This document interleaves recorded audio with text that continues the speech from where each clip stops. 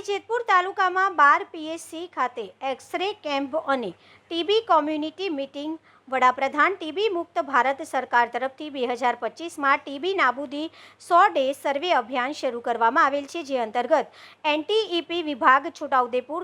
જિલ્લા ખાતેથી વિરાટ ડાયગ્નોસિસ વિભાગ અને જિલ્લા ક્ષય આરોગ્ય ડિપાર્ટમેન્ટના સહયોગથી પાવી જેતપુર તાલુકાના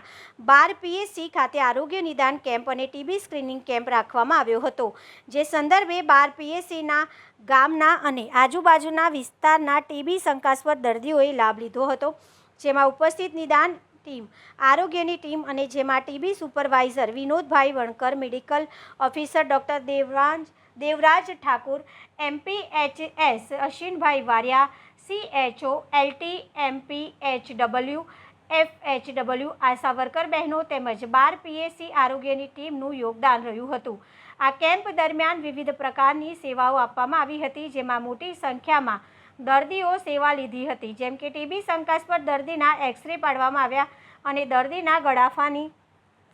દર્દીના ગળફાની તપાસ કરવામાં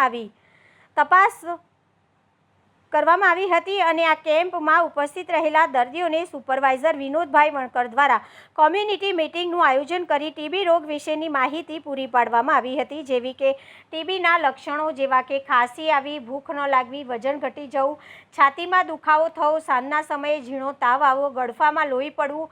100 ડેઝ સર્વેમાં આવરી લીધેલ દર્દી વગેરે લક્ષણો વિશે માહિતી આપવામાં આવી। નિદાન સારવાર અને સરકારશ્રી તરફથી આપવામાં આવતી નિક્ષય પોષણ યોજના હેઠળ સહાય વિશેની પણ સંપૂર્ણ માહિતી આપવામાં આવી હતી।